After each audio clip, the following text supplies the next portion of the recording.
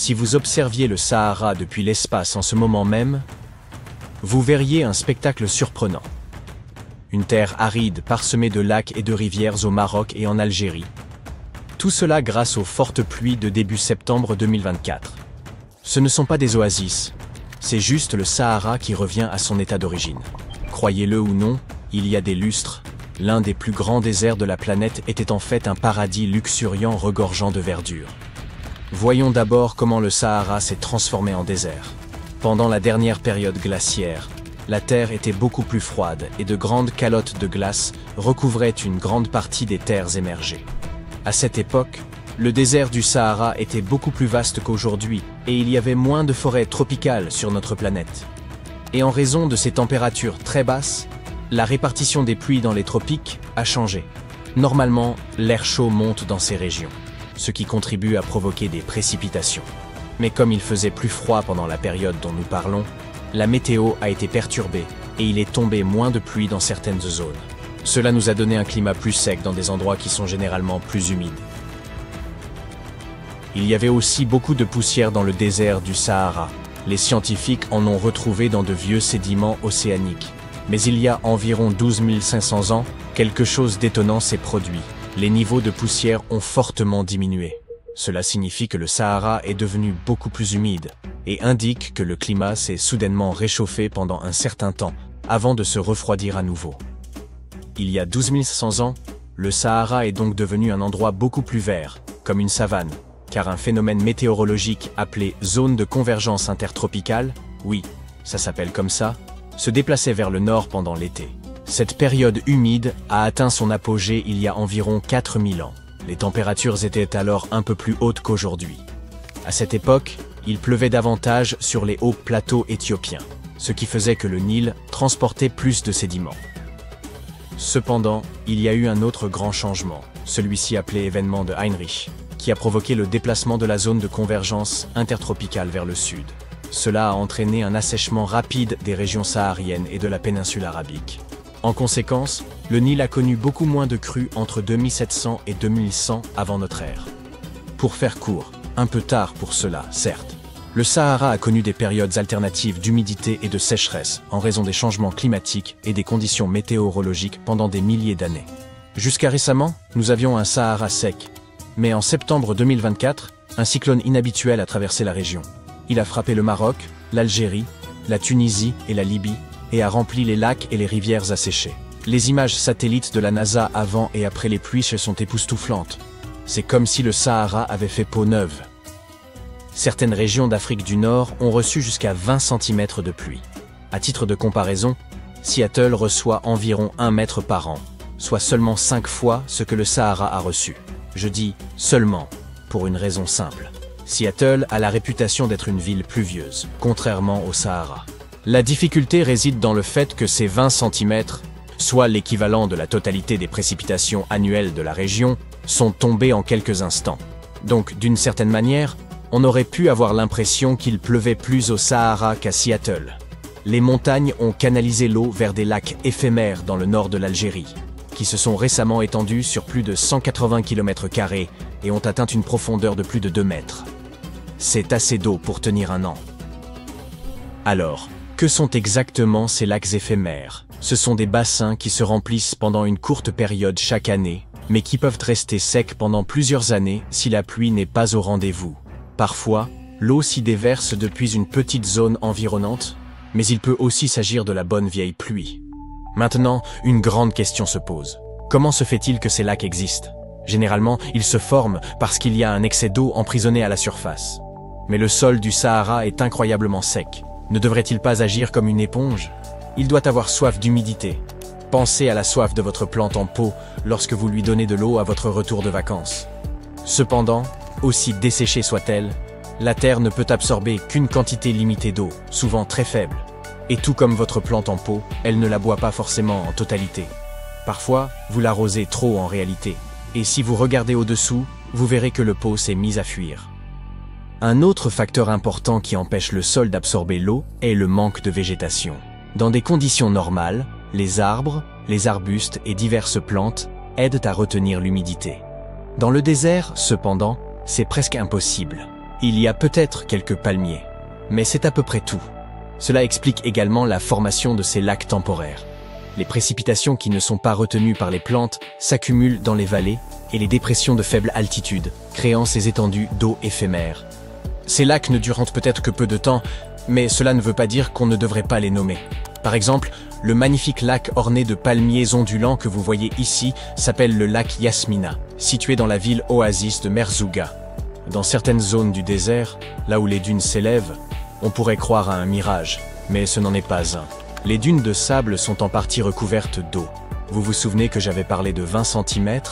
Eh bien, ce n'est pas tout à fait exact pour certaines régions. En effet, il y a des endroits où l'inondation a été si importante que les palmiers ont été submergés jusqu'à leur cime. La dernière fois que nous avons vu une averse aussi intense, c'était il y a 30 à 50 ans. Mais cette pluie a été plus que bienvenue. Après 6 années consécutives de sécheresse, le Maroc en avait vraiment besoin. Les lacs, qui étaient à sec depuis des décennies, comme le lac Iriki, ont enfin reçu l'eau dont ils avaient tant besoin. Une analyse récente a révélé que sur les centaines de tempêtes qui ont frappé la région depuis 2000, seules 6 ont apporté suffisamment de pluie pour commencer à remplir ce lac. Et parmi celles-ci, seules 2 ont permis d'atteindre un niveau plus élevé que celui que nous avons observé en septembre 2024. Ainsi, si ces pluies torrentielles semblent être une bénédiction, la grande question est de savoir si elles vont durer.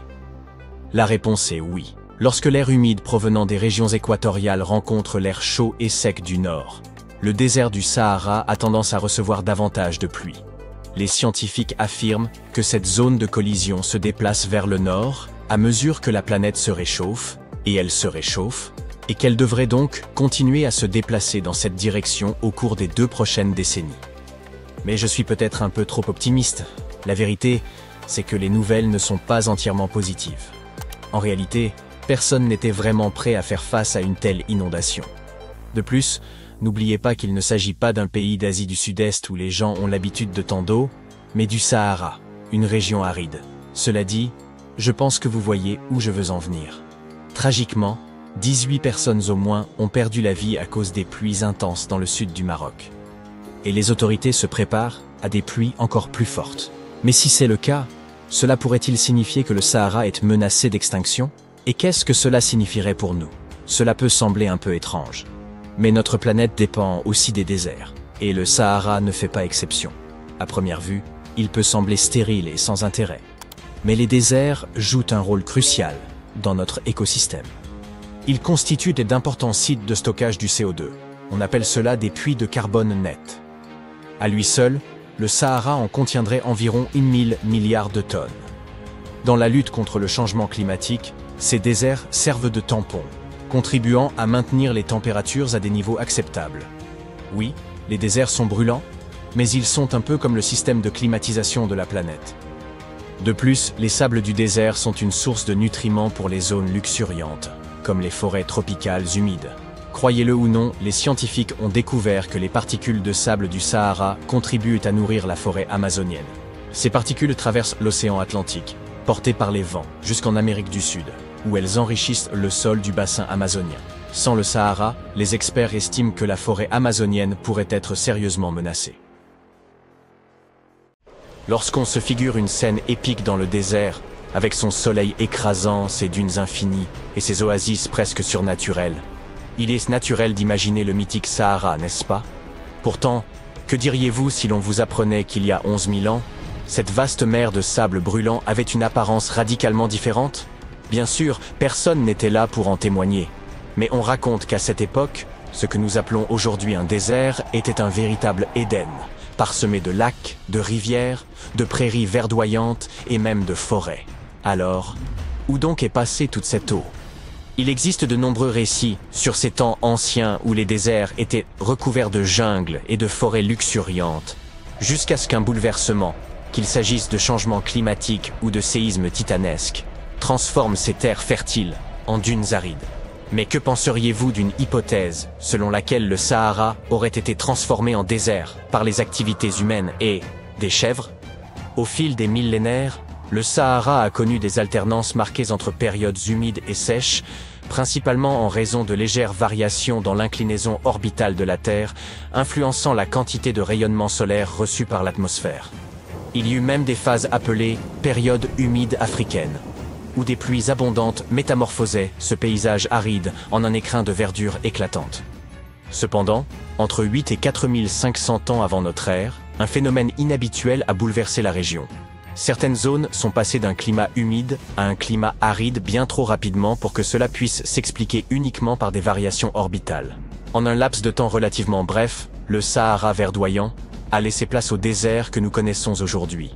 Si vous interrogez les scientifiques sur la raison de ce changement, ils évoqueront sans doute une mauvaise paramétrisation des données. Ce jargon pourrait sembler nébuleux, alors permettez-nous de traduire. Cela signifie qu'eux-mêmes n'en sont pas sûrs et qu'il leur manque encore plusieurs pièces du puzzle. En analysant d'anciens échantillons de sol et de pollen, les chercheurs ont cependant relevé une tendance intrigante. Là où des pasteurs, des humains accompagnés de leurs bêtes domestiques, avaient dû séjourner, la végétation semblait se modifier.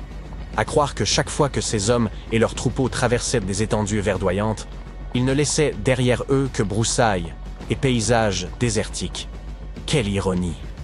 Il semble en effet que le surpâturage pratiqué par ces populations ait contribué à assécher l'atmosphère, car les plantes, en libérant de l'humidité, participent à la formation des nuages.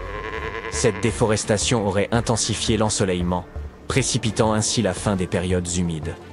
Par ailleurs, il est probable que nos ancêtres aient fait un usage excessif du brûlis pour accroître leurs terres, accélérant davantage l'avancée du désert. Quoi qu'il en soit, les scientifiques s'accordent à dire que ce Sahara luxuriant serait redevenu un désert, même en l'absence d'intervention humaine, un phénomène attribué au cycle naturel de la Terre. Inutile donc de faire reposer l'entière responsabilité de cette transition brutale sur l'homme. Ce changement pourrait simplement refléter les interactions entre la végétation et les cycles de poussière. Il reste difficile de déterminer les causes de ces changements, tant les facteurs sont interconnectés. Lors de la dernière période humide, le Sahara abritait des chasseurs-cueilleurs. Avec son assèchement progressif, ces populations se sont tournées vers l'élevage pour subvenir à leurs besoins, mais il est tout aussi envisageable que le surpâturage ait contribué à accélérer la dégradation des paysages. Alors, quelle est la véritable origine de ce phénomène? L'œuf ou la poule?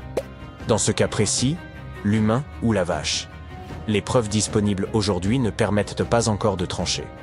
De nos jours, on peut affirmer que l'eau ne constitue plus un problème insurmontable dans le Sahara, malgré son immensité désertique et le fait que l'air des forêts verdoyantes soit révolu. La technologie offre des solutions inédites, comme le bassin de Nubie, le plus vaste réservoir d'eau souterraine au monde. Ce trésor hydraulique, situé sous la bordure orientale du désert, s'étend sur 4 pays du nord-est de l'Afrique, le Soudan, le Tchad, la Libye et l'Égypte. Il couvre environ 2 millions de kilomètres carrés et contient près de 150 000 km3 d'eau souterraine. Il suffit de voir les infrastructures déployées lors de sa mise en œuvre. C'est le plus grand projet d'irrigation de la planète, rendant possible une vie prospère au cœur du Sahara. Mais imaginez vivre dans le Sahara avec une unique source d'eau. Cela paraît inconcevable, n'est-ce pas? Pourtant, les anciens Garamantes y sont parvenus, non seulement en survivant, mais en prospérant pendant près d'un millénaire, malgré l'absence de moussons ou de rivières alimentant leurs refuges désertiques. Ces ingénieux pionniers ont été les précurseurs de la vie urbaine au cœur des sables, au point d'attirer l'attention des Romains, qui ne pouvaient qu'admirer leur génie. Tandis que beaucoup les considéraient comme de simples nomades, les Garamantes bâtissaient un véritable empire sous l'un des climats les plus hostiles de la planète. Mais quel était leur secret? Ils ont fait preuve d'une remarquable ingéniosité en creusant un vaste réseau souterrain pour exploiter un aquifère de grès gigantesque. Ils extrayaient littéralement chaque goutte d'eau de la profondeur des dunes. Mais des études récentes révèlent que, bien qu'ils fussent laborieux et ingénieux, les Garamantes ont également bénéficié d'une bonne dose de chance. Les Garamantes disposèrent d'un aquifère souterrain qui acheminait l'eau jusqu'à une colline où ils mirent en place plus de 500 foggiaras, des systèmes d'irrigation remarquables, certains s'étendant sur plus de 4 km. Ces dispositifs fonctionnaient comme une paille, permettant l'irrigation de leur culture pendant près d'un siècle, d'autant que de faibles précipitations suffisaient à recharger le système. Cependant, le manque de pluie finit par épuiser cet aquifère. Pour en exploiter à nouveau les ressources, il aurait fallu creuser davantage de tunnels et mobiliser un plus grand nombre d'ouvriers. Une tâche complexe dans un contexte marqué par des pénuries alimentaires et hydriques. Vous devinez sans doute ce qu'il advint des Garamantes dans de telles conditions. La disparition de la culture garamante semble liée à plusieurs facteurs. Les changements climatiques ont probablement joué un rôle, mais il est également plausible qu'ils aient surexploité leurs réserves d'eau. À l'époque, le Sahara était une région fertile, grâce notamment aux ingénieux systèmes d'irrigation mis en place. Cependant, l'eau fossile étant une ressource non renouvelable, les nappes phréatiques s'asséchèrent progressivement, précipitant vraisemblablement le déclin de ce royaume dès la fin du 7e siècle. Ce déclin évoque l'histoire de quelqu'un qui remporte un énorme pactole, dilapide ses richesses et se retrouve à retourner à un quotidien bien moins enviable une fois ses économies épuisées. D'ailleurs, même si les Garamantes avaient laissé derrière eux quelques témoignages de leur sagesse, il est fort probable que nous ne parvenions jamais à en percer le sens. Nous ignorons la langue qu'ils utilisaient, et leurs textes demeurent à ce jour presque entièrement indéchiffrables. Revenons au Sahara vert. Ce désert s'est formé il y a environ 4500 ans, mais nous avons aujourd'hui un aperçu fascinant de la vie à cette époque grâce à des parcs naturels en Afrique. Ces lieux abritent une extraordinaire galerie d'art à ciel ouvert, avec plus de 15 000 peintures et gravures anciennes illustrant le quotidien des habitants d'il y a quelques 11 000 ans. Enfin, si les gravures ne suffisent pas et que vous souhaitez découvrir un véritable désert transformé en jardin fleuri, un voyage en Californie s'impose. Vous pourrez y observer l'un des plus beaux phénomènes naturels, la superfloraison. Imaginez une explosion de couleurs, orange, vert, rose, dans un désert aride après plusieurs années de pluie dans des zones habituellement sèches. Ce spectacle éblouissant, visible depuis l'espace, fait du désert un tableau vivant d'une rare beauté. Ce phénomène rare se manifeste également dans d'autres zones arides et déserts, notamment en Afrique de l'Ouest et australe, en Australie occidentale et au Chili. Ces régions, où les étés sont torrides et secs, bénéficient en hiver d'un air doux et humide, offrant un cadre parfait pour une floraison spectaculaire. Les graines de fleurs enfouies dans les sables du désert peuvent patienter pendant des décennies avant de germer.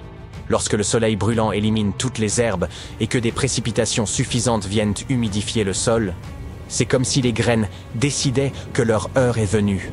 À ce moment-là, des centaines de milliers de touristes affluent pour immortaliser ces paysages et partager leurs clichés enchanteurs sur les réseaux sociaux. Hélas, cet afflux représente une menace sérieuse pour ces fleurs fragiles. Si vous visitez de tels sites, veillez à ne pas les cueillir ni les écraser. Restez sur les sentiers balisés. Ne laissez aucun déchet. Et limitez-vous à prendre des photos, tout en laissant seulement vos traces de pas derrière vous. C'est clair? Très bien. Vous voilà enfin arrivé. Le soleil darde ses rayons ardents, et la soif vous tenaille. Votre esprit ne peut s'empêcher de penser à l'eau et aux ossements qui gisent sous vos pieds. Vous errez à travers le Sahara, le plus vaste désert chaud de la planète. En ce moment, vous traversez une étendue de sable appelée la vallée des baleines. Sur ces 200 km², le sol est si densément parsemé de fossiles qu'il est impossible de ne pas marcher dessus. Le paléontologue Hesham Salam décrit cette scène comme typique de la région. Les ossements émergent des falaises, semblant presque vous inviter à les examiner. Des côtes éparpillées jonchent le sol, et ces vertèbres gigantesques attirent votre regard. Imaginez la créature à laquelle elles appartenaient. Elles pouvaient atteindre jusqu'à 20 mètres de long. Les fossiles révèlent un corps profilé rappelant celui des baleines modernes, tout en conservant des traits ancestraux, tels que des pattes arrière et des pieds. Pour les scientifiques, cela pourrait indiquer la découverte d'un squelette complet d'une baleine préhistorique, une créature qui peuplait cette région lorsque l'Égypte était submergée par les eaux. Aujourd'hui, la vallée des baleines constitue le plus grand cimetière mondial de baleines anciennes. Vous pourriez vous interroger sur la présence de créatures marines en plein désert, à plus de 100 km de la côte la plus proche. Eh bien, il y a des millions d'années, ce désert formait le fond d'un immense océan, la Thétis, qui s'étendait de l'Europe jusqu'à l'Inde. Lorsque le niveau des eaux a baissé, l'océan a laissé derrière lui un ancien fond marin, désormais jonché de fossiles. Les fossiles de certaines des plus anciennes espèces de baleines connues reposent ici, offrant aux chercheurs une perspective unique sur l'évolution des gigantesques cétacés modernes. Ces vestiges sont d'une précision remarquable, certains conservant même des contenus stomacaux intacts. Les scientifiques ont également mis au jour des fossiles d'anciens requins, crocodiles et tortues, permettant de reconstituer l'apparence de ce monde marin disparu depuis des millions d'années. Les premiers ossements de baleines furent découverts en 1902, mais ce n'est qu'à partir des années 80 que la région fut réellement explorée, lorsque son accès s'améliora. Malheureusement, avant que le site ne bénéficie d'une protection officielle, plusieurs vestiges furent prélevés par des collectionneurs. La majorité des fossiles, à peine enfouis sous la surface, sont progressivement mis au jour par l'érosion. La vallée des baleines offre une fenêtre fascinante sur des millions d'années de vie côtière ancienne. Mais avançons davantage. Les fossiles d'anciennes baleines ne constituent pas l'unique découverte qui vous attend aujourd'hui. Pendant plus de 150 ans, les scientifiques ont été intrigués par une créature étrange ayant vécu il y a des millions d'années. Grâce à d'exceptionnels fossiles mis au jour au Maroc, le mystère est enfin résolu.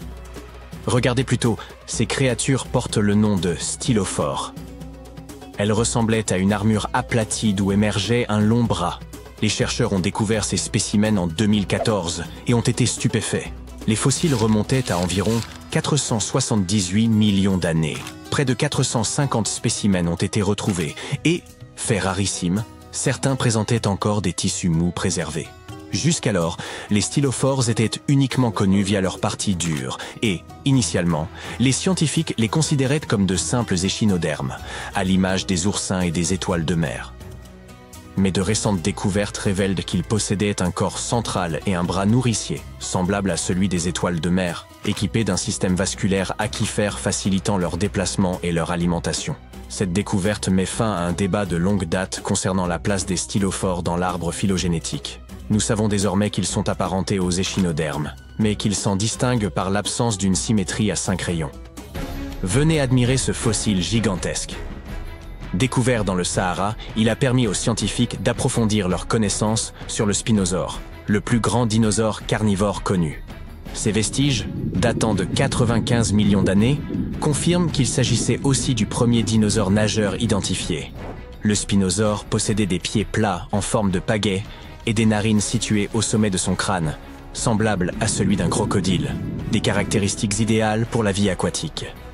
Ce dinosaure étonnant, avec son long cou, son tronc, sa queue et une crête de 2 mètres sur le dos, passait vraisemblablement beaucoup de temps dans l'eau. Avec une longueur dépassant les 15 mètres, il pourrait même avoir été plus imposant que le tyrannosaure. Les premiers restes de spinosaures ont été découverts en Égypte il y a environ un siècle, mais ce n'est qu'avec ce fossile marocain que les scientifiques ont pu reconstruire l'anatomie de cet incroyable dinosaure. Les chercheurs ont porté une attention particulière à ses membres postérieurs raccourcis et à ses larges griffes, des adaptations typiques de la vie aquatique. Son museau allongé et la densité de ses os confirment également ses aptitudes de nageur, tandis que sa crête devait probablement jouer un rôle dans l'attraction de partenaires. Et salut beau gosse! Voici une autre découverte impressionnante réalisée en Tunisie. Des restes de Machimosaurus rex. Considéré jusqu'à présent comme le plus grand crocodile jamais identifié, ce reptile ancien mesurait près de 10 mètres de long pour un poids d'environ 3 tonnes. Il régnait en prédateur dominant il y a environ 130 millions d'années, avec un crâne mesurant plus d'1,50 m. Cette découverte est significative, car elle prouve que ces crocodiles ont survécu bien plus longtemps qu'on ne le pensait. Avant cela, les scientifiques estimaient qu'ils avaient disparu lors d'un épisode mineur d'extinction entre les périodes Jurassique et Crétacé. Revenons au fait que le Sahara, autrefois recouvert d'eau, abritait certaines des créatures marines les plus gigantesques jamais connues. Une étude parue dans le bulletin du Muséum américain d'histoire naturelle mentionne un ancien plan d'eau appelé la voie maritime transsaharienne. Il aurait existé entre 100 et 50 millions d'années auparavant et s'étendait sur une partie de l'Afrique de l'Ouest. Les scientifiques ont passé près de 2 décennies à reconstituer cet écosystème préhistorique. Ils ont découvert qu'il était chaud et peu profond, accueillant des créatures terrifiantes telles que des silures d'1,50 m et des serpents de mer de 12 mètres. Effrayant, non? Ce réseau maritime, isolé des grands océans pendant de longues périodes, aurait favorisé l'augmentation de la taille de ces prédateurs, grâce à une disponibilité constante des ressources. C'est un cas classique d'évolution, conduisant au phénomène que les scientifiques nomment gigantisme, dans des environnements isolés. Par ailleurs, toute cette eau n'a pas disparu sans laisser de traces. Sous les dunes du Sahara, les chercheurs ont mis au jour un gigantesque lac ancien surnommé Mégalac, un nom bien mérité. Ce lac s'est formé il y a environ 250 000 ans, lorsque le Nil a inondé l'est du Sahara. À son apogée, il couvrait plus de 100 000 km², soit environ la moitié de la superficie du Kansas. Les scientifiques ont également découvert des traces d'un lac plus petit, situé à 150 km à l'ouest du Nil, à un niveau légèrement inférieur et couvrant près de 50 000 km². Tout cela s'ajoute aux preuves croissantes qu'il existait jadis de nombreux lacs en Afrique du Nord, lesquels auraient pu former des routes de migration, facilitant ainsi les déplacements des premiers humains à travers le continent. Le Sahara ne recèle pas seulement des fossiles d'animaux étranges. En mai 2020, des roches inhabituelles, ornées de cristaux verdâtres, ont été découvertes dans une région sablonneuse du sud de l'Algérie. Après analyse, les scientifiques ont conclu que ces roches ne provenaient pas de la Terre, mais étaient en réalité des fragments d'une météorite baptisée Erg Chech 0023. Cette météorite est extrêmement ancienne, étant considérée comme la plus vieille roche volcanique jamais trouvée. Elle s'est formée il y a des milliards d'années, dans le cœur incandescent d'une protoplanète aujourd'hui disparue. Une étude récente, publiée dans Nature Communications, a révélé que l'analyse des isotopes de plomb et d'uranium présents dans Erg Chech 002 a permis de la dater à plus de 4,5 milliards d'années. Une autre découverte intrigante réalisée dans le Sahara s'est avérée totalement inattendue.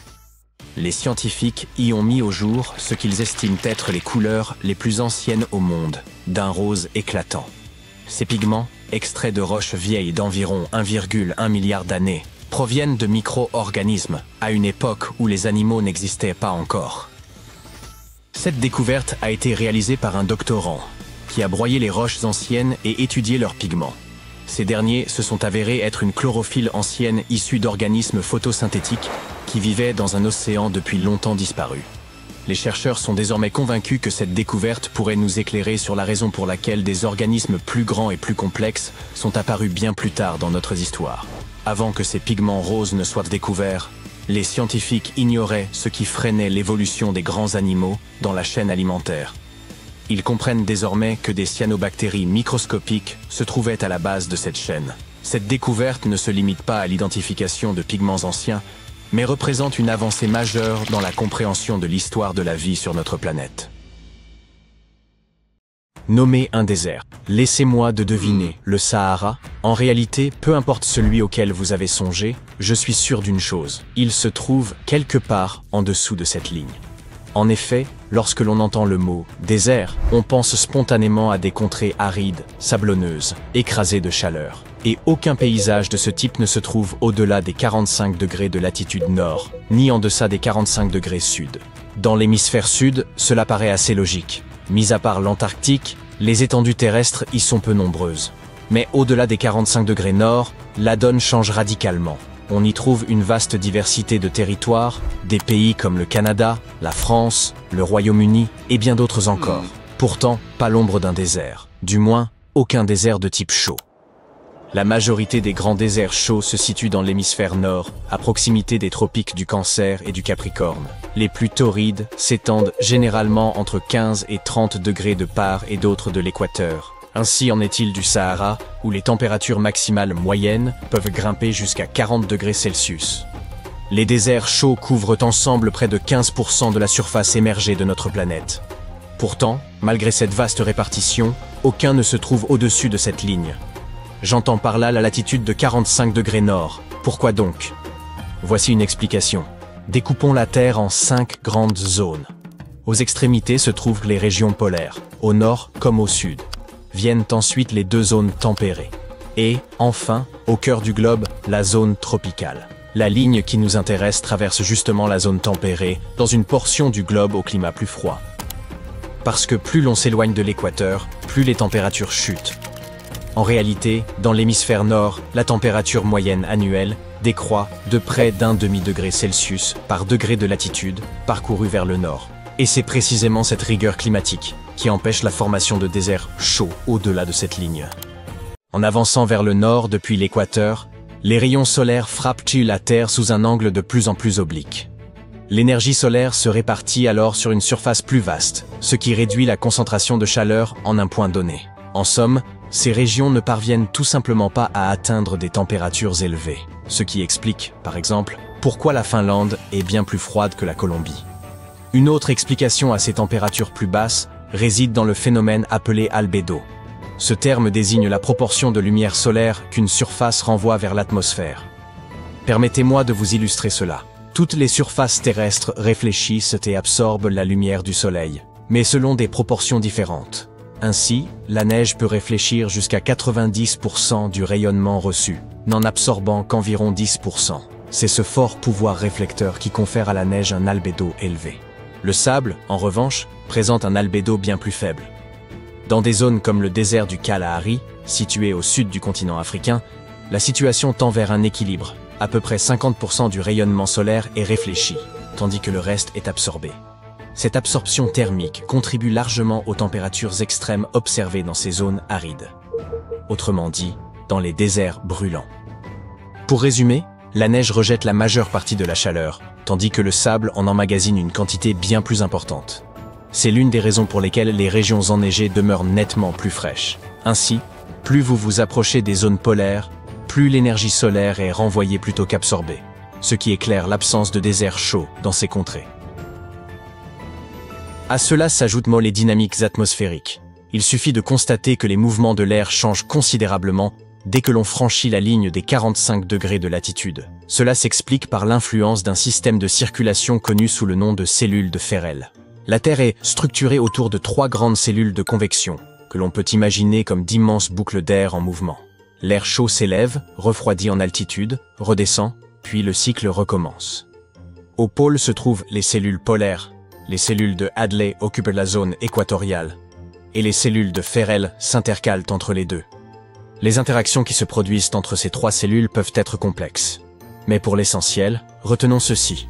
Dans les zones tempérées, l'air chaud en provenance des tropiques entre en contact avec l'air froid qui descend des régions polaires. Les cellules de Ferrel jouent ainsi un rôle déterminant dans le transfert de chaleur depuis l'équateur vers les hautes latitudes. Ce déplacement d'air chaud contribue à modérer les écarts de température entre les tropiques et les pôles, et il structure les régimes climatiques de vastes régions comme l'Amérique du Nord, l'Europe ou une grande partie de l'Asie. Dans les latitudes intermédiaires, l'activité constante des cellules de Ferrel empêche l'installation durable d'un air chaud et sec. Il en résulte une atmosphère plus humide, une couverture nuageuse plus fréquente, et même des épisodes orageux là où l'on pourrait s'attendre à des conditions arides. C'est précisément pourquoi les déserts chauds sont absents autour de la latitude de 45 degrés. Autrement dit, la cellule de Ferrel engendre une instabilité météorologique marquée, à 1000 lieues de ce que l'on observe dans des déserts comme le Sahara. Là-bas, les températures varient un peu d'une saison à l'autre. On peut simplement s'attendre à une chaleur constante.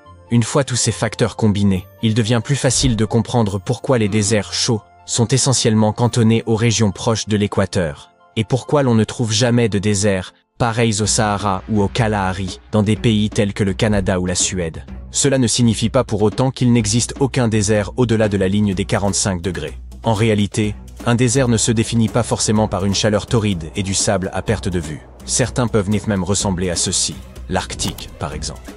Car ce qui caractérise véritablement un désert, c'est avant tout la faiblesse des précipitations, bien plus que la température ou l'aspect du sol. Autrement dit, il s'agit d'une zone où les précipitations sont rares, avec un total annuel n'excédant généralement pas les 250 mm. Que le climat y soit chaud ou froid importe peu. Les déserts sont des régions extrêmement arides, presque dénuées de végétation. Cette sécheresse rend la survie des espèces animales et végétales particulièrement ardue dans de tels milieux. En y songeant, cela signifie que le plus vaste désert de la planète n'est autre que l'Antarctique. Il s'étend sur environ 14,2 millions de kilomètres carrés, formant un immense paysage de glace à perte de vue. Il s'agit également du désert le plus froid au monde, surpassant même l'Arctique, son équivalent polaire. Les températures peuvent y chuter jusqu'à moins 89 degrés. Si vous considérez la Terre, environ un tiers de ces terres émergées sont couvertes de déserts. Portez maintenant une attention particulière à ceux situés entre 15 et 30 degrés de latitude. On les désigne comme des déserts tropicaux. Avez-vous remarqué un détail intrigant concernant leur position géographique? La plupart d'entre eux bordent sur la façade ouest des continents. Et cela ne doit rien au hasard. 4 facteurs principaux en sont la cause. Premièrement, les vents porteurs de pluie soufflent en général depuis l'est. En traversant les terres, ils déchargent l'essentiel de leur humidité en début de parcours. Lorsqu'ils atteignent les régions occidentales, ils sont devenus secs, n'apportant plus aucune pluie. Cela suffit déjà à expliquer l'aridité de ces zones. Deuxièmement, Sur les façades occidentales des continents, les masses d'air ont tendance à s'abaisser plutôt qu'à s'élever.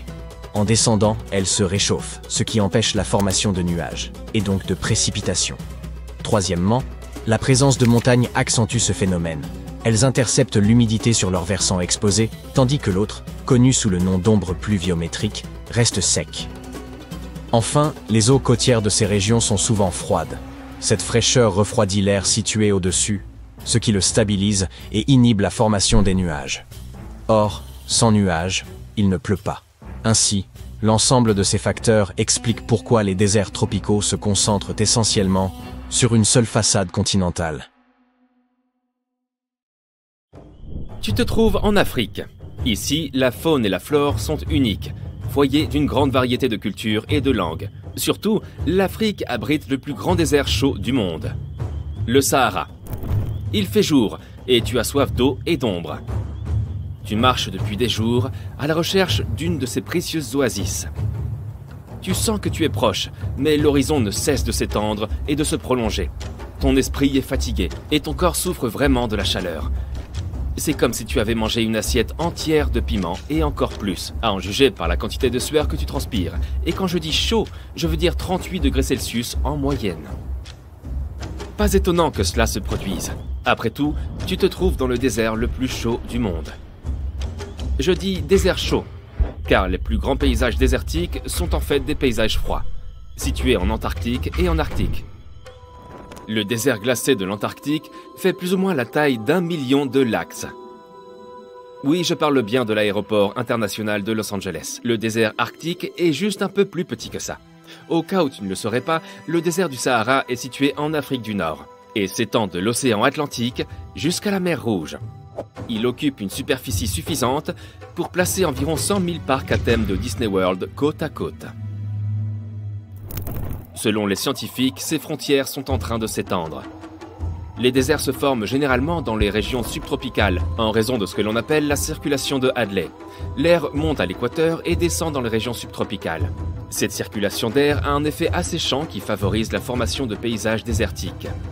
Depuis les années 1920, on estime que le Sahara s'est étendu de plus de 10%. Comment cela se produit-il? Eh bien, commençons par le début. Tu sais probablement que le désert du Sahara est l'un des endroits les plus inhospitaliers du monde de nos jours. Pour info, pour qu'un endroit soit considéré comme un désert, il doit recevoir moins de 10 cm de pluie par an. En raison de ce très faible indice de précipitation, les déserts sont traditionnellement des endroits secs et arides. Il y a peu d'humidité dans l'air et les températures diurnes peuvent atteindre 54 degrés Celsius. En général, il n'y a pas beaucoup de vie animale et végétale à cause du manque d'eau. Mais dans le cas du Sahara, cela n'a pas toujours été le cas. Il peut être difficile d'imaginer l'Afrique du Nord sans les tonnes de sable qu'elle possède aujourd'hui. Mais il y a environ 20 000 ans, le Sahara était en fait une grande oasis. Des découvertes récentes montrent des preuves évidentes de ce que les scientifiques appellent désormais le Sahara vert. Au milieu des années 1800, un explorateur allemand qui traversait le Sahara a découvert des peintures et des gravures que des artistes nomades avaient laissées derrière eux. Ce qu'il a vu dans ces peintures ne ressemblait en rien à ce qui l'entourait réellement. Au lieu d'un paysage aride avec seulement des chameaux et une végétation désertique, les peintures rupestres représentaient des animaux de la jungle tels que des girafes et des hippopotames.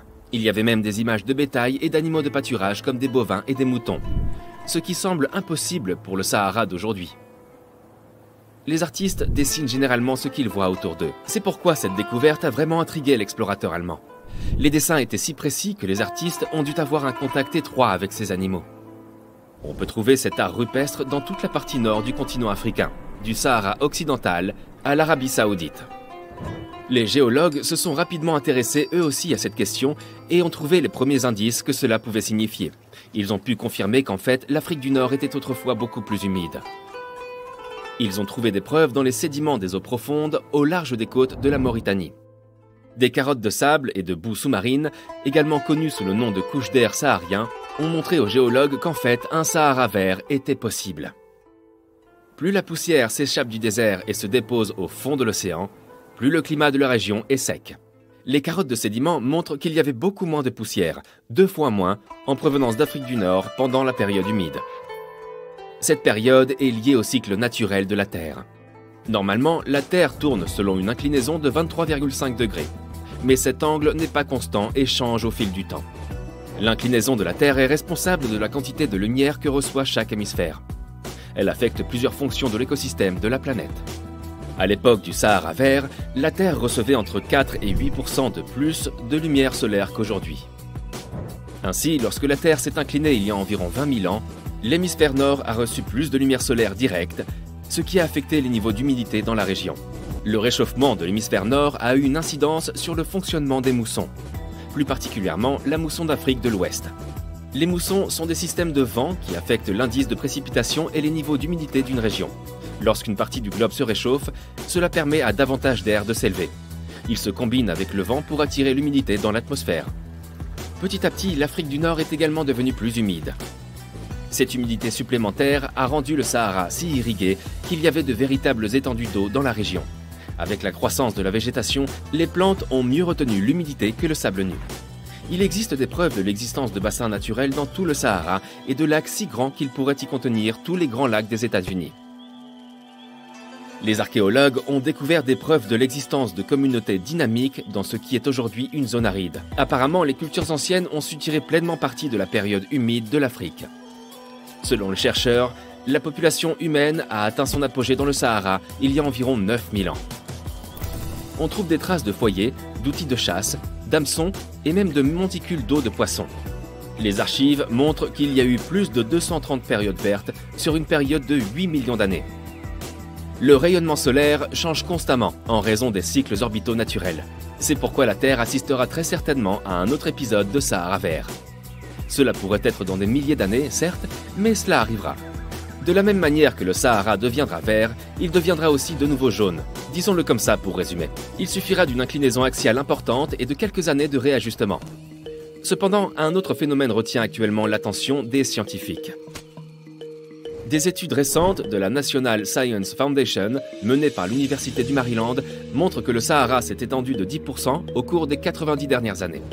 Ce phénomène se dénomme désertification, ce qui signifie littéralement que les terres fertiles se transforment en terres désertiques. Le désert du Sahara progresse désormais dans la région semi-aride du Sahel. En 1950, cette région comptait 31 millions d'habitants. Aujourd'hui, sa population dépasse les 100 millions d'habitants. Cette croissance démographique rapide a largement contribué à l'expansion du Sahara. Les agriculteurs, autrefois nomades, ont commencé à se sédentariser. L'utilisation des terres s'est intensifiée, ce qui a contribué à affaiblir le sol. La demande de nourriture a entraîné une surexploitation des terres, de sorte qu'une part encore plus grande de celle-ci s'est transformée en désert. L'étude montre également que les cycles climatiques naturels peuvent affecter les précipitations dans le Sahara et le Sahel. Les scientifiques affirment que tous les déserts fluctuent, et pas seulement le Sahara. La frontière d'un désert peut s'étendre pendant l'hiver sec et se contracter durant l'été plus humide. Au sud du Sahara se trouve le bassin du Tchad. Il s'agit d'une étendue d'eau naturelle qui sert désormais d'indicateur de l'expansion du Sahara. Le bassin du Tchad est situé dans la région où le Sahara progresse vers le sud. Un expert en atmosphère et en océan de l'Université du Maryland explique que les précipitations ont fortement diminué dans toute la région. En raison de la réduction des précipitations, il y a moins d'eau dans tout le bassin, et même le lac Tchad s'assèche. Tout comme le Sahara, le désert d'Atacama au Chili, réputé le plus sec du monde, est également en expansion. Il est situé au nord de la ville de Santiago, et sa frontière sud s'étend vers la capitale chilienne. Le climat devient de plus en plus sec ici, et la ville de Santiago risque de devenir elle-même une région aride ou semi-aride. Les vallées autrefois fertiles des rivières locales, qui ont vécu de l'agriculture et de l'élevage pendant de nombreuses générations, perdent leurs revenus à mesure que la terre chilienne se transforme en désert. Depuis 2010, Santiago a reçu seulement un tiers de ses précipitations habituelles. En dehors de la ville, les agriculteurs creusent des trous à la recherche de l'or bleu, c'est-à-dire tout simplement l'eau. La situation ici est très similaire à celle du Sahel. Alors dis-moi, as-tu été aussi surpris que moi de découvrir ce qui se passe dans la région sahélienne? N'hésite pas à partager dans les commentaires ci-dessous. Le désert du Sahara est immense. Il occupe 8% du territoire mondial. Il est plus grand que les États-Unis ou la Chine. Mais étonnamment, le Sahara n'est pas le plus grand désert du monde. C'est le 3e, derrière l'Antarctique et l'Arctique. Mais c'est sans aucun doute le plus chaud. Les températures y avoisinent les 57 degrés. Cet endroit possède certaines des dunes de sable les plus incroyables que vous verrez jamais. Elles atteignent 450 mètres de haut. Mais le hic, c'est qu'il existe un risque réel que ces dunes continuent de s'étendre et finissent par recouvrir la Terre entière. Curieusement, l'influence du Sahara s'étend bien au-delà de ses frontières. Sa poussière, transportée par des vents puissants, se ferait un chemin jusqu'au Royaume-Uni et à travers le continent européen, en particulier en hiver. Cette poussière, qui se dépose sur le sol lorsqu'il pleut, offre un spectacle familier aux Britanniques, dont les voitures sont souvent recouvertes d'un résidu rouge. Ce lien entre le Sahara, l'Angleterre et l'Europe nous rappelle la portée mondiale des phénomènes environnementaux. Vous vous dites peut-être que ce n'est pas si grave, mais l'Europe pourrait se transformer en désert, avec des sols infertiles et des habitants privés de nourriture. La terre est un élément fondamental de l'existence humaine, tout aussi essentiel que l'eau et l'air. Sans elle, nos paysages seraient mornes et arides. Le désert du Sahara a déjà franchi la Méditerranée, ce qui est inquiétant et pourrait changer le paysage à jamais. Un cinquième de l'Espagne a déjà été transformé en désert. La prochaine victime sera l'Italie, également confrontée au problème de la désertification. En fait, presque tous les pays européens sont touchés par ce problème. Selon l'expert Maurizio Sciortino, cette terre qui n'a pas changé depuis près de 2000 ans deviendra essentiellement de la roche, et les gens qui y vivent disparaîtront. 60% de la terre de Moldavie a disparu, et le problème s'étend déjà au-delà de la mer Noire. Il a atteint la Chine et la Mongolie, à des milliers de kilomètres du Sahara. Tout cela entraîne des pertes d'environ 4 milliards de dollars par an. La menace est si importante que même les Nations Unies ont commencé à mobiliser des ressources pour résoudre ce problème dans les plus brefs délais. L'Italie envoie de l'aide à l'Afrique pour stopper l'expansion du désert. Si ce processus ne s'arrête pas dans les 10 prochaines années, des millions de personnes seront contraintes de quitter leur foyer. Le désert du Sahara s'étend d'environ 48 km par décennie.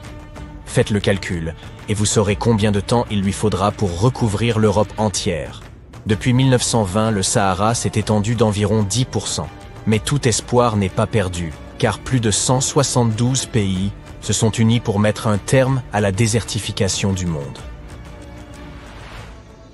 Le Programme alimentaire mondial a pour objectif d'aider à la revégétalisation de la terre qui occupait autrefois le Sahara. Lorsqu'ils ont fait part de leur projet aux habitants de cette grande région, ces derniers leur ont ri au nez en leur disant que c'était impossible. Mais lorsque vous avez un objectif précis en tête, l'impossible devient possible. Si nous retournions environ 5000 ans en arrière, nous trouverions là une belle forêt avec des arbres et une verdure luxuriante. Cela fait 2000 ans que le climat de l'Afrique change, et toute la végétation du Sahara a aujourd'hui disparu. Cette évolution est liée à la rotation de la Terre et aux moussons qui apportent de l'eau à ce continent aride. Mais avec l'aide des scientifiques et quelques astuces, nous pouvons faire revenir tout ce vert et stopper l'avancée du désert. Le fleuve Sénégal sert de frontière entre le désert du Sahara, le Sénégal et la Mauritanie. Lorsque vous observez cette zone depuis l'espace, vous constatez que le désert s'étend bien jusqu'au Sénégal. La végétation, le long des berges du fleuve, est pratiquement inexistante. Les forêts peuvent servir de barrières, elles empêchent les vents d'emporter le sable et le désert de s'étendre. Des efforts ont été déployés pour créer un grand mur vert, et la manière d'y parvenir est assez impressionnante.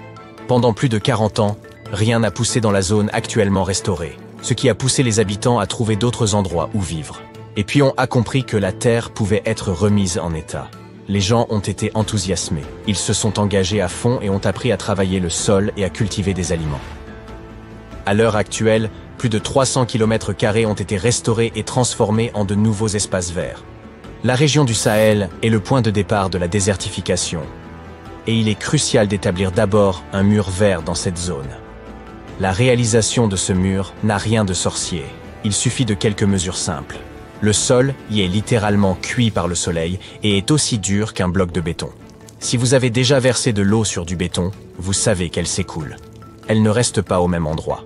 On a donc dû créer des structures en demi-lune capables de retenir l'eau afin que des plantes puissent pousser. Lorsque vous découvrirez le fonctionnement de ces demi-lunes, vous vous direz peut-être Mais comment n'y a-t-on pas pensé plus tôt? En fait, cette technique est ancienne et a déjà été mise en œuvre au Sahel. Mais le temps passant, les peuples l'ont oubliée. Lorsque la pluie tombe, l'eau est recueillie dans ces demi-lunes placées un peu plus bas que le sol, sous les courbes de niveau. Il y a aussi une sorte de talus à l'extrémité de la forme. Il empêche l'eau de déborder. Et au milieu, il y a des plantes. Elles prospèrent, car elles disposent de toute l'eau dont elles ont besoin. Il est essentiel de cultiver des plantes locales qui sont habituées aux conditions difficiles de la région, comme le sorgho et le millet. Ces plantes survivent depuis des milliers d'années et produisent de grandes quantités de biomasse, ce qui signifie que la terre peut être réhabilitée plus rapidement et que les gens auront de la nourriture plus tôt. L'eau qui pénètre dans les demi-lunes ne se perd pas.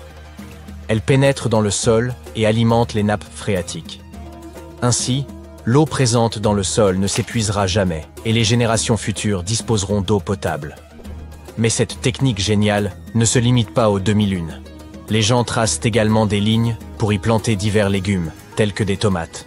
Ensuite, il y a des endroits réservés aux arbres, citronniers et orangers, par exemple. Après une longue et chaude journée, rien n'est meilleur qu'une bonne limonade fraîche.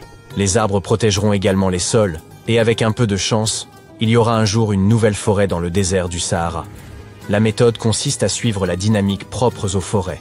On commence avec de petites plantes, puis on passe progressivement à des plantes plus grandes, plus utiles que les petites.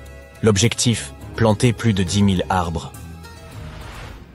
En ce moment, de nombreuses personnes quittent le Sahara après la saison des pluies. Elles se rendent dans les villes ou quittent tout simplement l'Afrique. À cette époque de l'année, les villages sont déserts. On n'y trouve que des animaux. La plupart des gens sont partis. Peut-on le leur reprocher? Personne ne peut vivre dans le sable, où rien ne pousse. Heureusement, grâce à toutes ces anciennes techniques retrouvées, nombreux sont ceux qui, lentement mais sûrement, retournent sur leur terre pour y développer l'agriculture. L'avantage, c'est qu'il n'y a pas d'hiver rigoureux, et les plantes poussent 12 mois par an. Les gens peuvent donc disposer de nourriture toute l'année. Les gens sont aussi plus sociables maintenant que les villages se repeuplent. Si ce projet fonctionne, l'Afrique sera sauvée et le monde ne se transformera pas en un gigantesque désert. Vous survolez le désert du Sahara à bord d'un petit avion léger lorsque vous apercevez quelque chose de vraiment étrange. Cela semble appartenir à un monde très différent de celui qui se trouve sous vos yeux, à l'océan. Mais quel océan peut être assez grand pour abriter une étoile de mer aussi monstrueuse? Vous descendez et vous vous rendez compte qu'il ne s'agit pas d'une étoile de mer, mais d'une dune imposante dont la forme est tout à fait unique. Et il y en a d'autres. De loin, ces magnifiques structures de sable ressemblent un peu à des pyramides. Elles ont un sommet pointu et des branches en étoile. Portant le nom de dunes étoilées, ce sont les plus grandes et les plus complexes dunes au monde. Les chercheurs ont découvert des formations similaires sur Mars, et même sur Titan, l'une des lunes de Saturne.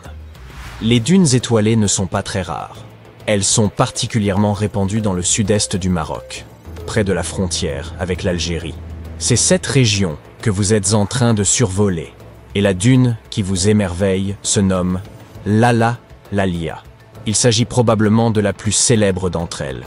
Une géante de 100 mètres de haut, les scientifiques pensent qu'elle s'est formée en moins d'1 millier d'années. Que diriez-vous d'aller explorer ces formations singulières? Voilà un endroit idéal pour atterrir. Les dunes étoilées doivent bien sûr leur nom à leur forme.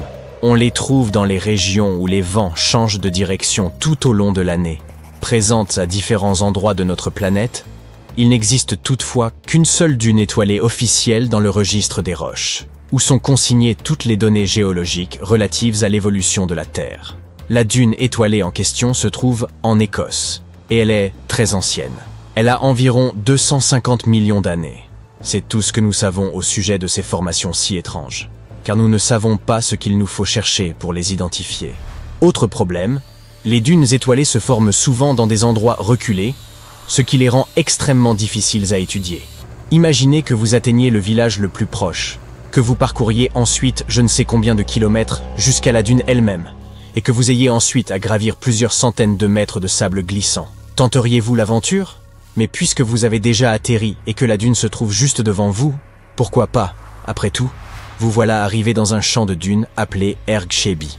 Heureusement pour vous, cette zone est depuis longtemps un lieu de passage très fréquenté par les touristes. Regardez, au loin, il y a des hôtels et même une route praticable. Les scientifiques qui ont examiné l'Alalalia avant vous ont utilisé un géoradar pour en savoir plus sur cette formation de sable. Ce radar permet de détecter les plus infimes différences de taille entre les grains de sable ainsi que la teneur en eau sous la surface de la dune. Voilà comment il est possible de créer une image des couches intérieures de la dune. Attention, il s'en est fallu de peu. Vous voyez cette tranchée? Les chercheurs l'ont creusée pour y prélever des échantillons de sables enfouis et les analyser. Un processus vraiment intéressant. En effet, lorsqu'il est enfoui profondément, le quartz contenu dans le sable absorbe les radiations provenant des sources naturelles de notre planète. On peut donc comparer les grains de quartz à de minuscules batteries rechargeables. Ils peuvent stocker l'énergie qu'ils tirent de ces radiations. Une fois rentrés dans leur laboratoire, les chercheurs font en sorte que les grains libèrent cette énergie, qui se manifeste sous la forme de lumière. Les scientifiques mesurent ensuite cette luminosité, ce qui leur indique quand le sable a été exposé pour la dernière fois à la lumière du soleil. Lorsque les experts qui ont creusé ces tranchées ont regardé à l'intérieur de l'Alalalia, ils ont été stupéfaits. L'énorme formation était en fait très jeune, pour une dune bien sûr. On s'attendrait à ce qu'une dune de plusieurs centaines de mètres de haut soit assez ancienne, c'est-à-dire qu'elle date de plusieurs milliers ou dizaines de milliers d'années. Mais ce n'est pas le cas ici. La partie supérieure de la dune a eu 900 ans tout récemment. Mais regardez le sable près de la base de la dune, oui, juste là. Il a été enfoui il y a environ 12 ou 13 000 ans, comme les plus anciennes dunes de la région. Ces vieilles dunes ont été actives pendant quelques milliers d'années, puis quelque chose a mal tourné. Pendant 8000 ans, le sable ne s'est plus accumulé à cet endroit. Un mystère? Les scientifiques ont peut-être une explication. Une première période de calme a eu lieu à une époque où le climat était chaud et humide. Oui, nous parlons bien du Sahara. Cela remonte à environ 11 700 ans. C'était la fin de la dernière période glaciaire et le début d'une nouvelle ère, l'Holocène. Et devinez quoi? Le Sahara est alors devenu vert. Il a commencé à fleurir comme un joli jardin botanique. Des plantes ont commencé à pousser un peu partout, stabilisant le sable. Si vous aviez visité la région à cette époque, vous ne l'auriez pas reconnu.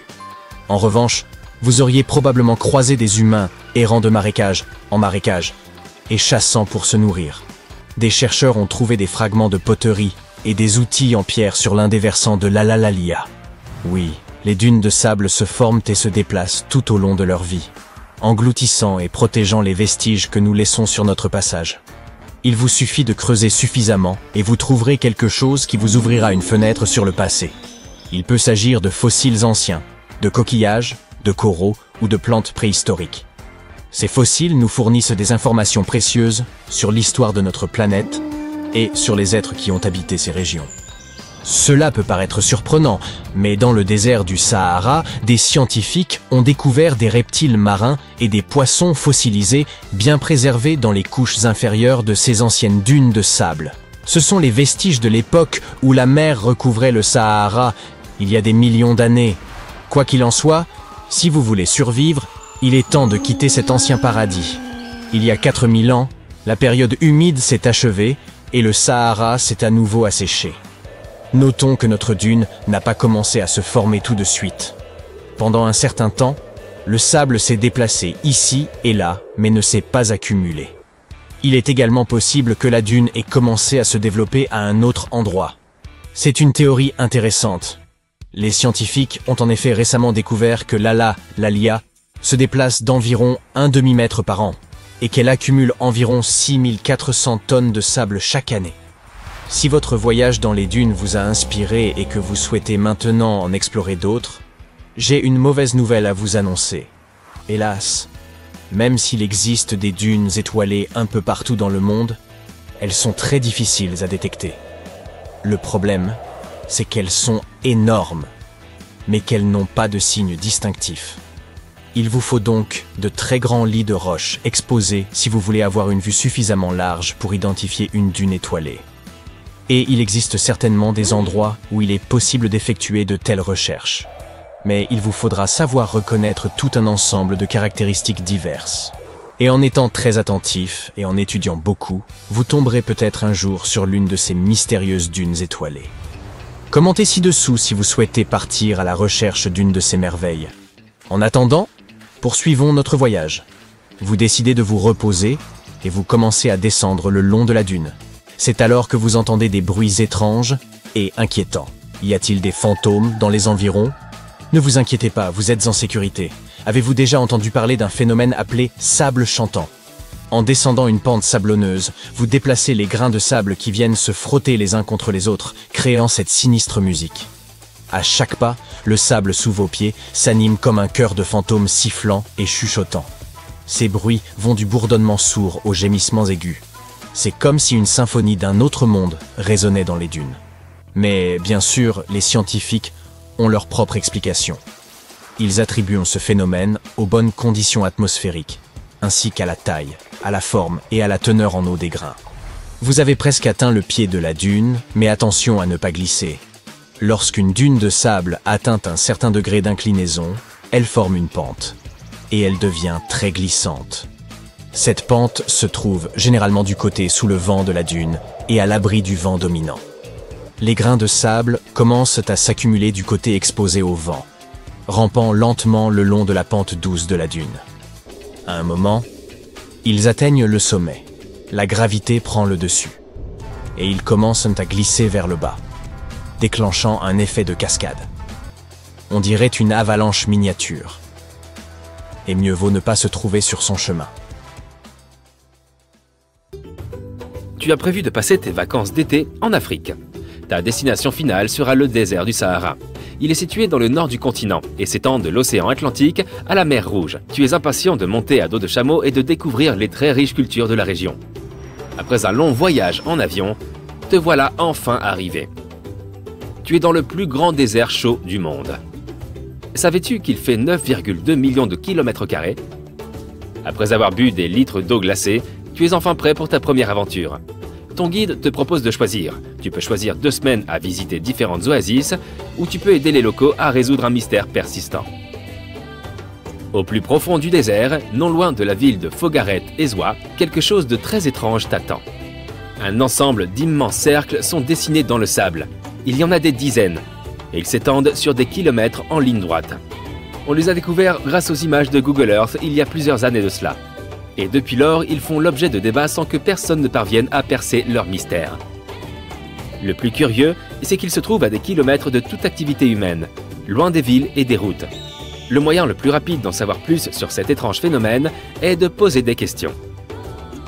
Alors tu prends ton carnet et tu pars interroger les gens du coin. N'importe qui peut être utile. Les géographes comme les anthropologues, les doyens des villages, les historiens. La première personne à qui tu parles est un cartographe. Tu dois savoir si ces cercles sont authentiques ou ne sont qu'une erreur d'imagerie satellite. T'adresser à ceux qui travaillent pour Google Earth est donc une bonne idée. Et tu apprends que les cercles sont bien réels. On peut les voir sur des photos prises à différentes époques. Ensuite, il te faut comprendre pourquoi ils sont là. Au bout de 2 jours d'interview, tu as une première piste. Ces cercles pourraient être le résultat de l'activité pétrolière. Selon les experts, cette hypothèse est tout à fait plausible. L'Algérie est riche en ressources naturelles, tu te dis donc que c'est possible. En général, lorsque les compagnies souhaitent savoir si le sol vaut la peine d'être creusé, elles font d'abord appel à des sismologues. L'analyse sismique d'une région consiste, entre autres, à propager les ondes dans le sol. Selon les résultats obtenus, on peut savoir ce qui se trouve sur la surface. Il est donc possible que ces marques aient été causées par des appareils modernes. Avons-nous là une réponse à notre mystère? Pas tout à fait. Comme tu le sais, le désert du Sahara est l'une des zones les plus sèches de la planète. Les températures moyennes en été y dépassent les 40 degrés Celsius. Pour survivre, les habitants doivent par conséquent avoir accès à de l'eau. Ces cercles pourraient donc tout aussi bien être ce qu'ils restent depuis très anciens. Encore une fois, je dirais que c'est assez plausible. Et si on vérifiait tout ça? Certains anthropologues ont convenu que ces cercles pourraient être d'anciennes fogaras. La fogara d'Afrique du Nord est une méthode de captation d'eau vieille de 2500 ans. C'est un type de kana, une galerie souterraine spécifique à cette région septentrionale. Les habitants creusaient d'abord un premier puits suffisamment profond pour accéder aux nappes souterraines. Ensuite, ils creusaient des puits parallèles à des distances régulières. Puis, ils creusaient une galerie pour relier leur village au puits. Grâce à la seule gravité, l'eau s'écoulait du puits vers la ville. Cette technologie traditionnelle fournissait de l'eau aux cultures, au bétail et aux humains. Ce sont vraisemblablement ces puits qui ont rendu possible la création d'oasis artificielles. Le nom même de la municipalité la plus proche en est une indication.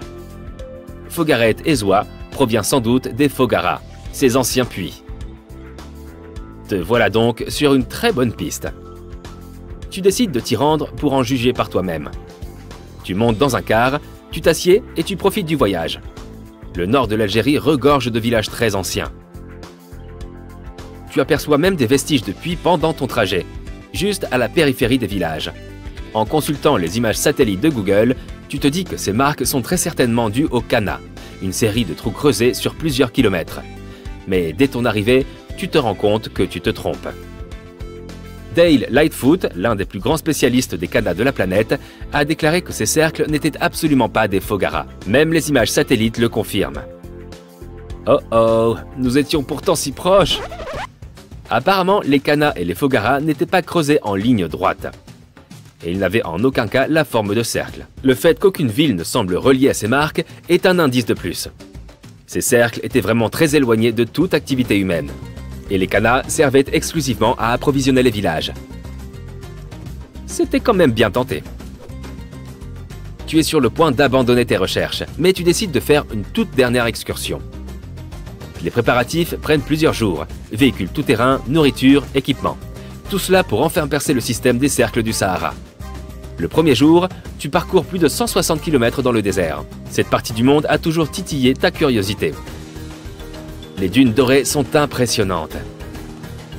Et le ciel nocturne est extraordinaire. Tu peux admirer toute la Voie lactée de là où tu es. Tu t'installes et tu passes toute la nuit sous la voûte étoilée. Le lendemain, la tension est palpable. Il n'y a pas de réseau cellulaire. Que faire?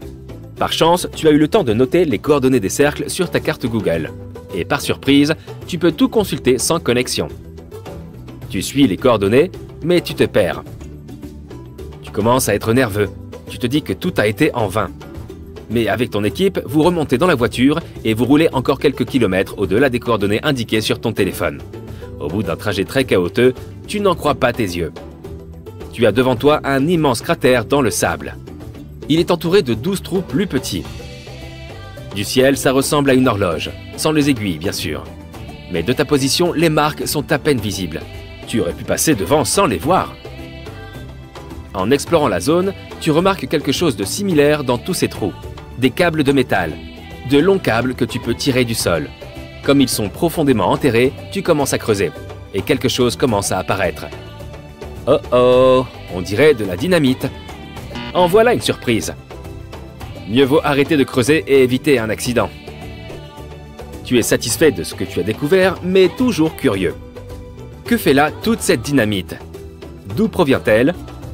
Ton aventure est sur le point de prendre un tour nouveau. En marchant vers ta voiture, tu vois quelque chose qui brille par terre. Tu t'approches de l'objet avec curiosité. Il est arrondi, tout rouillé et ressemble à une boîte de sardines. Qu'est-ce que ça fait ici?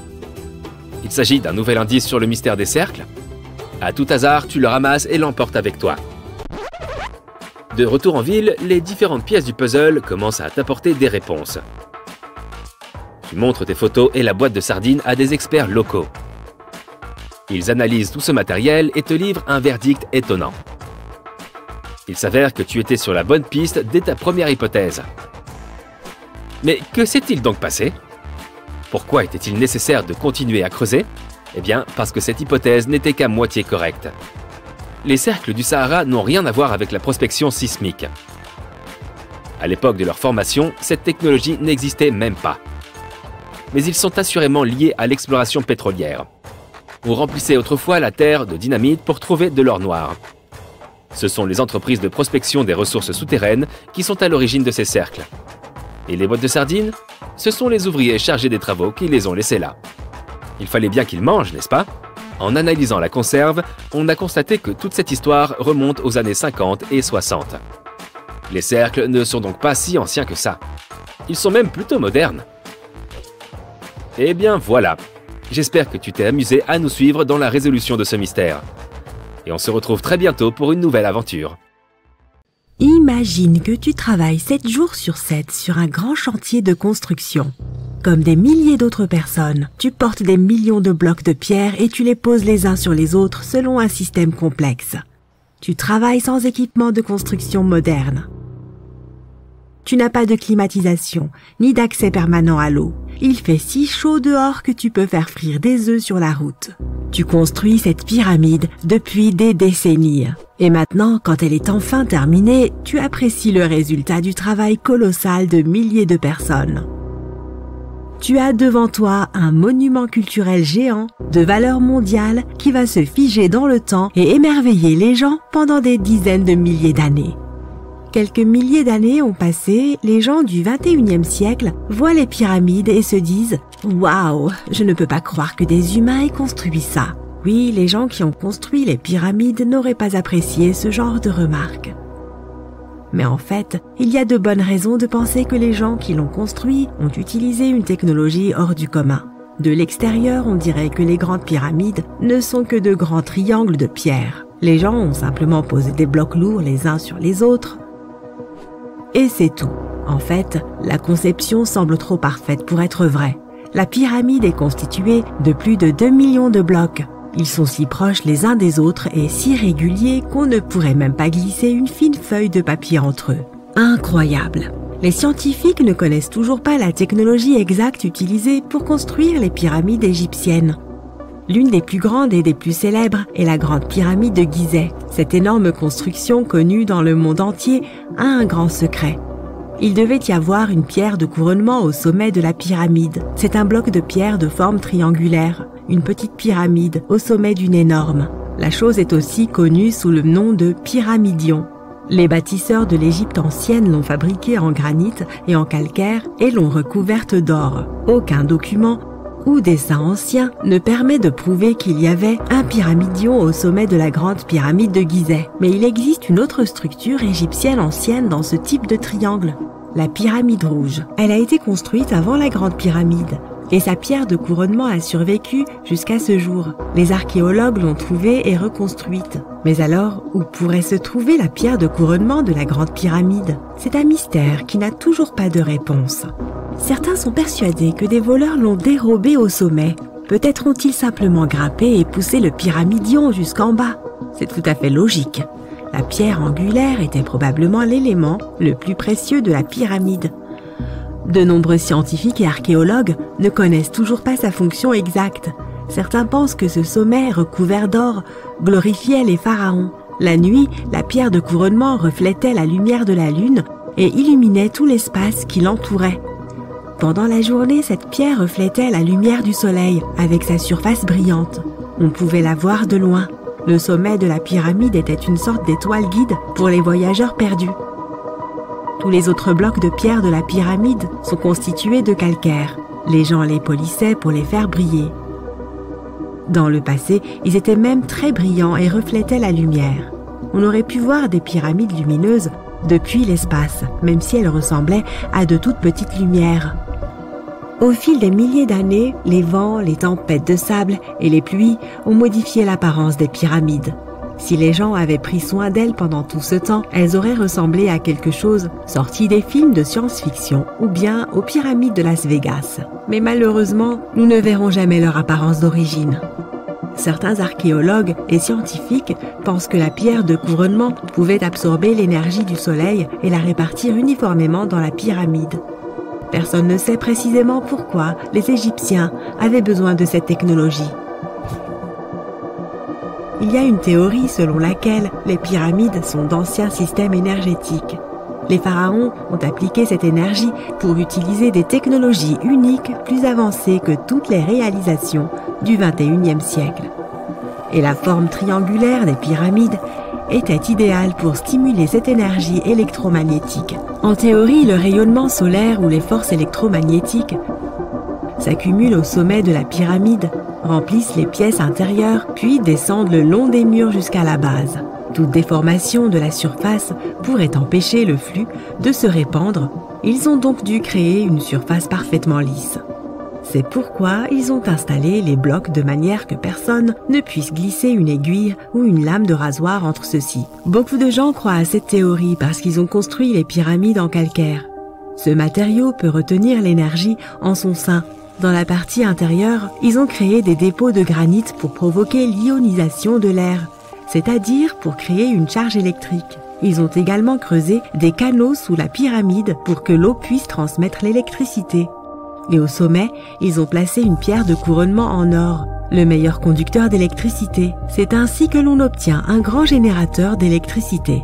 Différentes cultures ont utilisé des technologies similaires pour créer de l'électricité dans le monde entier. Mais ce ne sont que des théories. Si cela avait fonctionné, l'humanité aurait utilisé ces technologies aujourd'hui. On trouve des traces de l'industrie métallurgique, de la chimie, de l'ingénierie, de la physique, des mathématiques et de l'astronomie dans certains documents anciens. La plupart des scientifiques ne croient pas à toutes ces choses. Nous connaissons les étapes détaillées du développement de ces technologies dans différentes cultures. Au XXIe siècle, les scientifiques, les historiens et les anthropologues peuvent suivre l'évolution de tous les appareils modernes. Si les gens avaient créé certaines inventions technologiques dans les temps anciens, l'histoire du monde aurait été différente. Peut-être que toutes les réalisations de l'Antiquité auraient pu être effacées de la surface de la Terre par des cataclysmes mondiaux, et cela peut nous arriver à nous aussi. Imagine seulement comment les gens retrouveraient un ordinateur portable dans 5000 ans.